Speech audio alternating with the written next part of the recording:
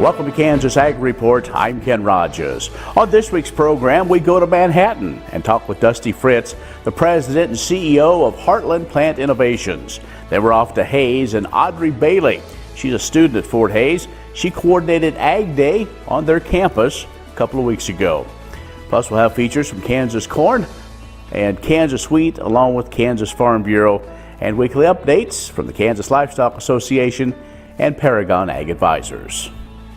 The Kansas Ag Report brought to you in part by Kansas Farm Bureau, a grassroots organization representing the state's farmers and ranchers since 1919. KFB.org. Kansas Wheat Commission, leading in the adoption of profitable innovations for wheat. Online, kswheat.com. And Kansas Corn, building the future of Kansas corn. Online, kscorn.com.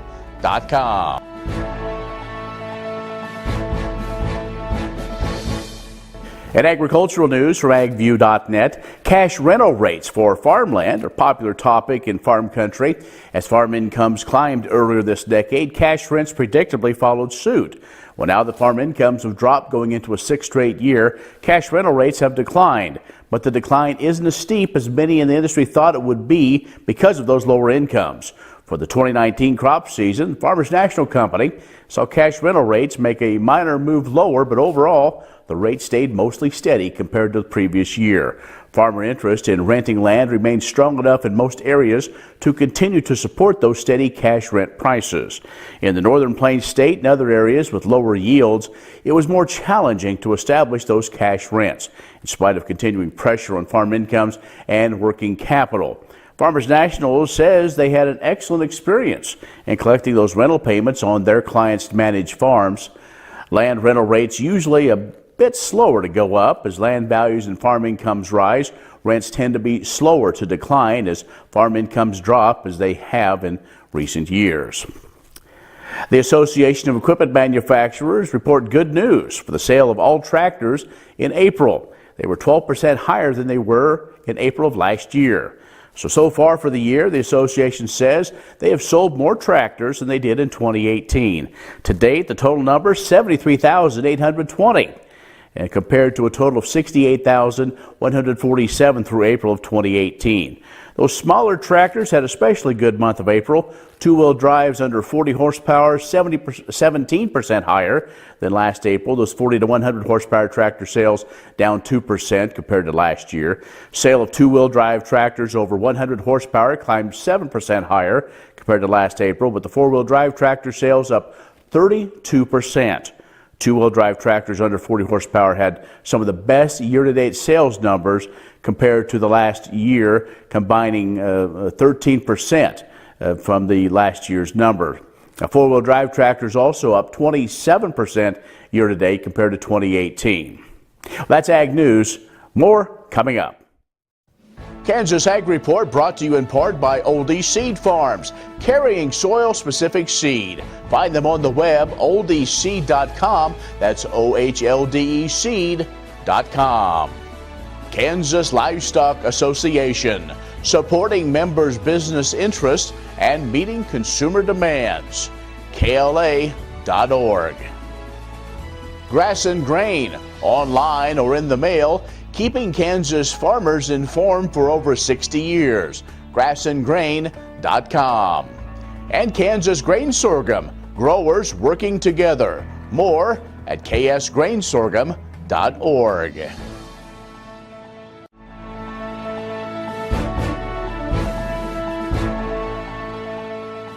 I'm Sue Schulte. I'm the Director of Communications for the Kansas Corn Growers Association and the Kansas Corn Commission. And, you know, as we are going into Memorial Day weekend, really excited about all the traveling we're going to be doing through the state of Kansas. And, you know, another thing to keep in mind are the biofuels that we're using in our cars today.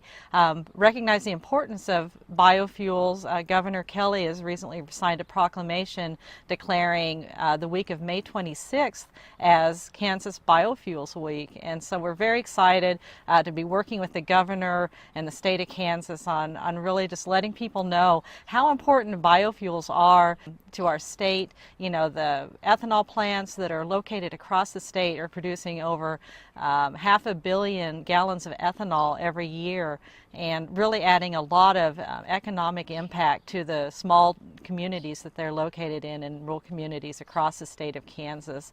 One of the other things I think is really important, there's a lot more stations now offering E15, which is a 15% ethanol fuel, which is approved for use in passenger vehicles 2001 and newer. And that fuel is available in more and more locations across the state. It's very easy to find those. You can go to our website at kscorn.com for a map that will show you all those stations that offer E15 or the higher blends of ethanol for flexible fuel vehicles as well. And also you can find it at a website called fueledbykansas.com. So both of those sites, kscorn.com, will give you a lot of great information on ethanol fuel and where to find it and how to use it in your car. Kansas Corn reminds you that E15 fuel is the right choice for every kind of driver. For the car enthusiast, E15 has higher octane. For the thrifty driver, E15 is priced lower than regular unleaded. For the nature lover, E15 provides cleaner air. For the shopper who buys local, E15 has more ethanol from our Kansas corn farms. Choose E15 for a higher octane, lower price, cleaner American fuel. Message from the Kansas Corn Commission. Learn more at kscorn.com.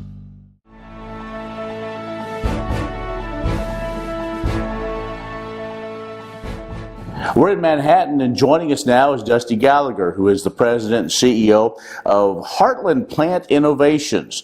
And we wanted to kind of talk a little bit about what actually Heartland Plant Innovations is. Okay, great. Thank you for the question, and thanks for having me. We are a for-profit company that's here in the Kansas Wheat Innovation Center, and we focus on advanced plant breeding services. So our customers are genuinely the wheat breeders and plant science companies in the U.S. and also to some degree globally. So our core business is that we produce double haploid technology for many of the plant breeders. Right now we're focused on wheat for that technology, but we're looking at expanding into other crops and other methods. So DHs are used by breeders. They provide a great time-saving tool for breeders as they look at crop development over a number of years. They give us seeds that are very young in their breeding program. We produce double haploids for them, and that just provides a very unique and a very consistent product for them. They have the chromosomes from only the mother plant, and so they're a very uniform. They know exactly what the genetics are in that line, and then they can take it and they can breed it and cross it with other diverse lines to get additional genetics into the program. So it's a very efficient way and time-saving way for the breeders to advance wheat lines in about half the time of a traditional 12-year breeding program. So this was kind of grown out of just the necessity of specifically to get started the wheat industry, maybe not advancing as quick as what some had thought? That's right. And the technology has been around since the 1940s. It's been used in a lot of other species. And so to try to advance wheat innovation, wheat research, HPI started looking at how we can provide that technology in wheat. So back in 2009 is when our company started, and that was the first thing that we did. And then we've been expanding to other services since that time. So talk about that. Okay, so in addition to double haploid technology, we also do some genotyping work for customers. We do some marker-assisted selection work. Other plant breeding work we can do here. That has really expanded over the last few years. We do general crossing projects for customers, both public and private. We also do proprietary research. So if a particular plant science company has something specific or some proprietary traits or intellectual property that they want to advance, we can work on that here and keep that intellectual property with the customer, and we just provide the expertise in wheat and other crops. Okay, well, I'm sure we're going to have more conversations as we go to learn more about your company. So let's tell folks, I know you have a good website. How can they kind of start and gain more information? They can go to heartlandinnovations.com and they can take a look at who we are, what we do, the services we provide, and get accustomed to us through that website. All right, Dusti, appreciate your time. Thanks. Thank you. Dusti Gallagher, the President and CEO of Heartland Plant Innovations. You will recognize as you go north of the stadium, the greenhouses are some of the work that goes on there. So stay with us. We'll have more coming up. Kansas Ag Report brought to you in part by Kansas Farm Bureau, a grassroots organization representing the state's farmers and ranchers since 1919. KFB.org. Kansas Wheat Commission, leaders in the adoption of profitable innovations for wheat. And AgView.net, covering news and views in the Beef Belt and Western Corn Belt. Reliable and relevant, AgView.net. What if U.S. soybean oil were an industry sensation? If end users started asking for it by name? That future is here, the time is now. To meet customer demands, the Soybean Checkoff is investing in varieties that produce oil with increased functionality. A message from the Kansas Soybean Commission, the Soybean Checkoff. Progress powered by Kansas farmers. Agriculture information on your computer or mobile device. News and views on grains, livestock, policy, and opinions from newsmakers can be found by liking AgView on Facebook, and on Twitter, follow AgView News, a reliable and relevant source. AgView.net.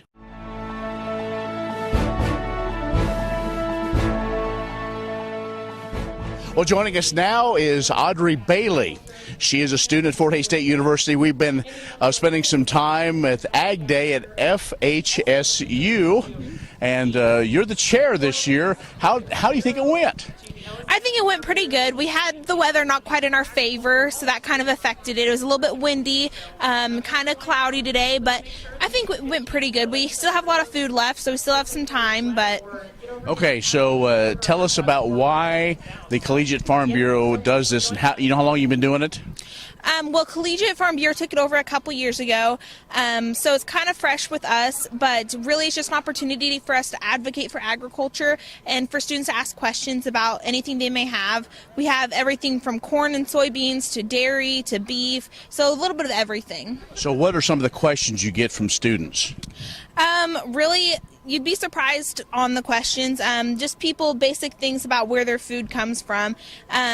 We have Walk and Bridle has an animal science booth, so learning about the process of digestion for cattle, so that sort of thing. All right, so now I didn't ask you, what year are you at Fort Hays? Well, I'm in my second year, but I'll be graduating next year. So I'm kind of a junior senior. So you just want to get out in the real world, then you don't want to stay in school for a long time. What are you studying? My major is ag business, but I have dual minors in organizational leadership and general communications. So what do you want to do with that degree? I'm hoping to go in ag sales. Just whatever, either with pharmaceutical or just whatever? Well, I'm leaning more towards the livestock industry. All right, so again, you had a pretty good crowd. This has been going on now towards the end of the school year. So what else does the Collegiate Farm Bureau do here at Fort Hays State? So every year they go to YF&R in Manhattan. There's a quiz bowl and discussion meet where they do different ag topics. We do ag in the classrooms, an opportunity to interact with elementary school kids and teach them about where their food comes from. And we host, of course, our bi-weekly meetings and that sort of thing. So what would you say to those students out there if they go to a college that does have a Collegiate Farm Bureau? Why should they join and belong and be active? Well, even if you're not in agriculture, the good thing about Collegiate Farm Bureau is that it's open to everyone. Our goal is to advocate for agriculture and answer those questions you may have. So whether you're wanting to advocate, get involved. If you want to learn more, get involved. All right, Audrie, well, we appreciate your time, and thanks for all the work, and good luck. We look forward to seeing where the career takes you, so thanks a lot. Thank you. Audrie Bailey, student at Fort Hays State University. She was the coordinator this year for the Ag Day on the campus of Fort Hays State University. Stay with us. We'll have more coming up. Next time you see a beautiful field of corn, reach out and thank the farmers who work tirelessly to raise corn for livestock feed, renewable fuels, and exports to feed a growing world population. The farmers on the Kansas Corn Commission work for Kansas Corn with grower-funded checkoff dollars that support foreign and domestic market development, research, promotion, and education to expand opportunities for Kansas farmers. To learn more, visit kscorn.com. Many seed companies claim to offer the latest genetics, but how many have tested those genetics in soils just like yours? The Oldie Seed Know to Grow research program has fully tested the latest seed genetics in soils that are right in your neighborhood. The Oldie Seed Know to Grow program can recommend the best performing hybrids from technologies like Enlist, Extend, and Liberty Link that will optimize the yield and profit of every acre on your farm. Contact Oldie Seed today.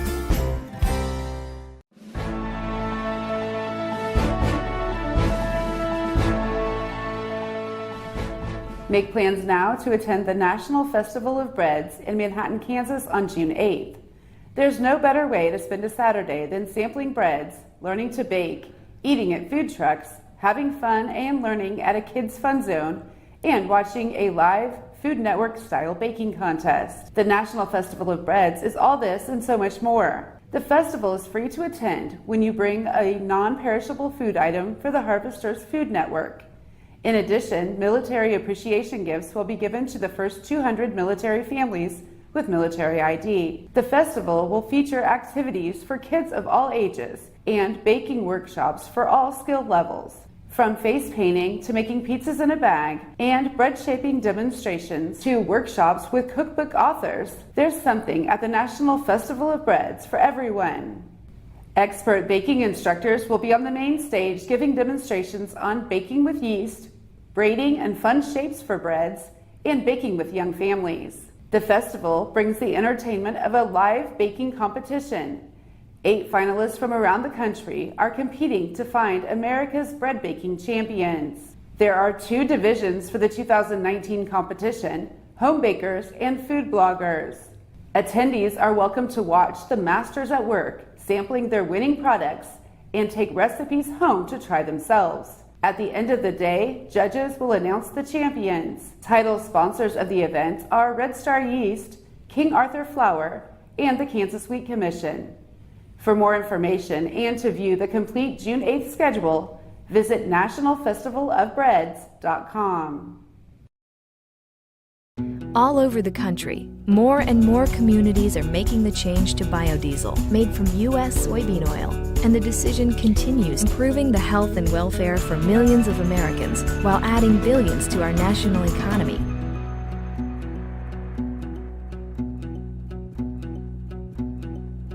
The Kansas Wheat Innovation Center in Manhattan is rediscovering ways to get improved varieties and new genetics in the hands of farmers faster. Grower-led and checkoff-funded research initiatives are bringing about positive change. This grassroots leadership provides a strong voice in Topeka and Washington, D.C. Now is the time to partner with Kansas Wheat in moving wheat forward. Kansas Wheat Commission and Kansas Association of Wheat Growers. Farmers investing in their future and yours. Log on to rediscoverwheat.org. Agriculture information on your computer or mobile device. News and views on grains, livestock, policy, and opinions from newsmakers can be found by liking AgView on Facebook, and on Twitter, follow AgView News, a reliable and relevant source. agview.net.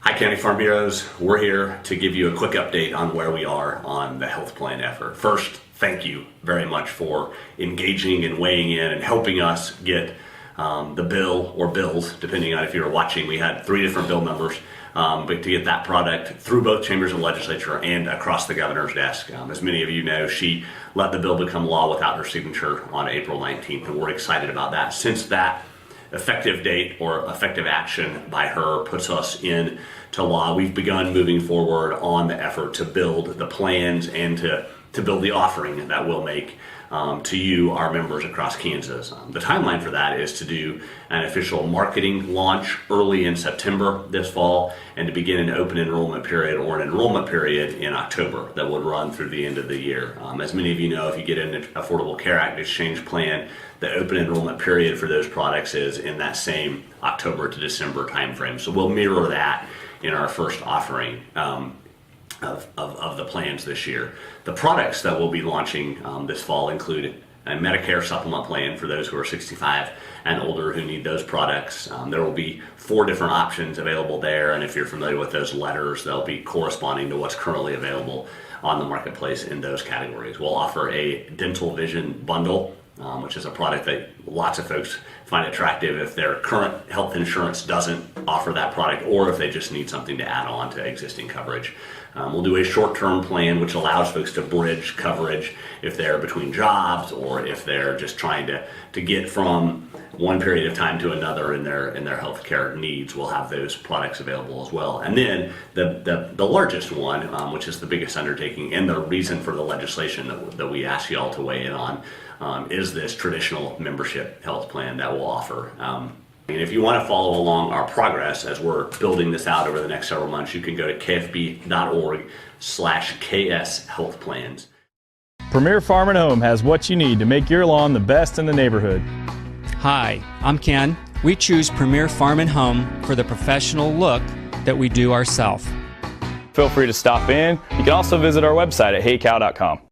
Kansas Farm Bureau, the voice of agriculture, represents grassroots agriculture. The state's largest and most powerful farm organization stands up for its members through leadership development, agriculture education, legal defense, environmental advocacy, farm safety, and risk management. Members also enjoy money-saving benefits. To join our organization today or to learn more, go to www.kfb.org or find us on Facebook and Twitter. All over the country, more and more communities are making the change to biodiesel made from U.S. soybean oil. And the decision continues, improving the health and welfare for millions of Americans while adding billions to our national economy.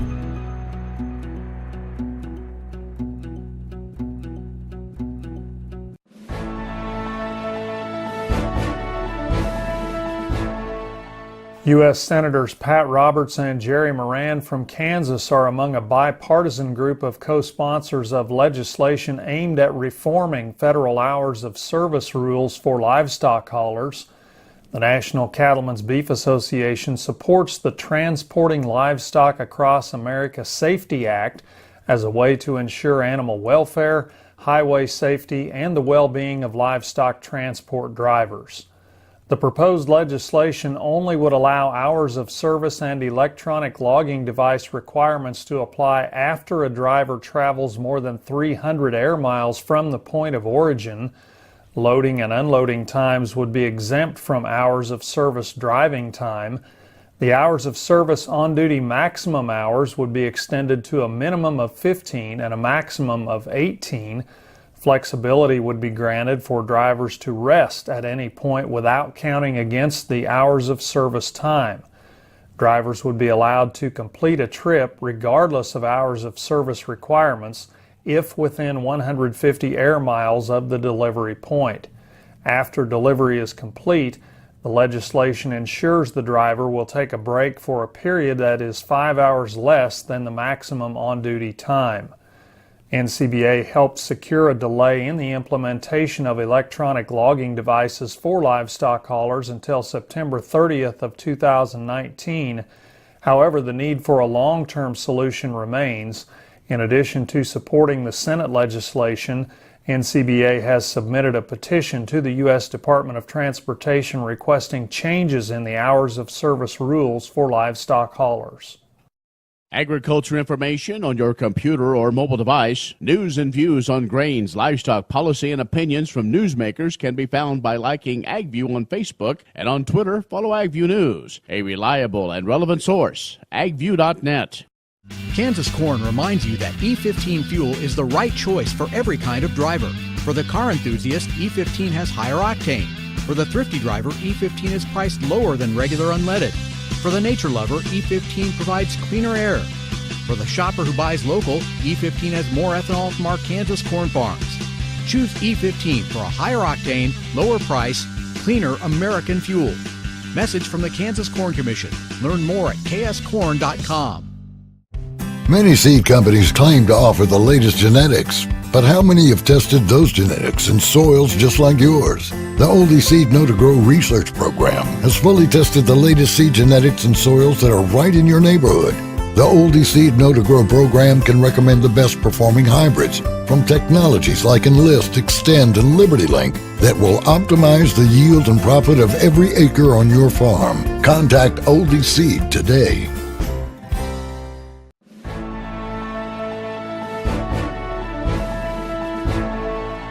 Good morning. I'm Derek Hermish with Paragon Ag. It has been quite a week in the grain markets. The weather we have experienced this planting season has verged from bothersome to frustrating to historically detrimental if you are a farmer trying to get your corn planted in the wettest areas. Corn prices started to rally 2 weeks ago on the backs of an already rainy season with an extended forecast to get worse, and worse it got. So another year brings another weather rally, but is this time different? Does this rally have staying power? Did this one jump off the page to prices we haven't seen in the last 5 years? The what-if questions jump to the front of your mind when the market rallies. What if? What if Illinois doesn't get their crop planted? What if the funds have to get out of their record short position only to turn it to a record long position? What if China decides they want to be our friend? Big questions that get the blood pumping. These questions are worth asking, but eventually you have to stop asking the questions and make a decision about what you are going to do, because you're never going to have all the answers, and once the question's answered, opportunity has come and gone in a lot of cases. It's a good idea to be informed when making marketing decisions, but being informed doesn't just mean keeping up with the news of the week. Being informed should also include a working understanding of the marketing options that are available to you.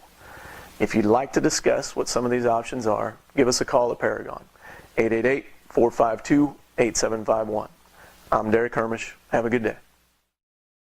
Show this week. Be social with us online, KansasAgReport.net. Like us on Facebook, Kansas Ag Report Television Show. Follow us on Twitter at Kansas Ag Report. I'm Ken Rogers. Thanks for watching. We'll see you next week.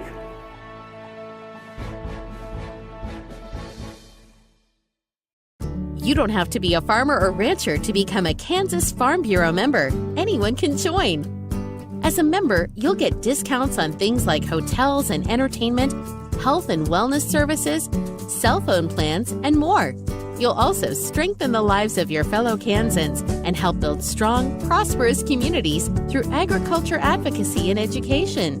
Join us today. Visit kfb.org/join to learn more.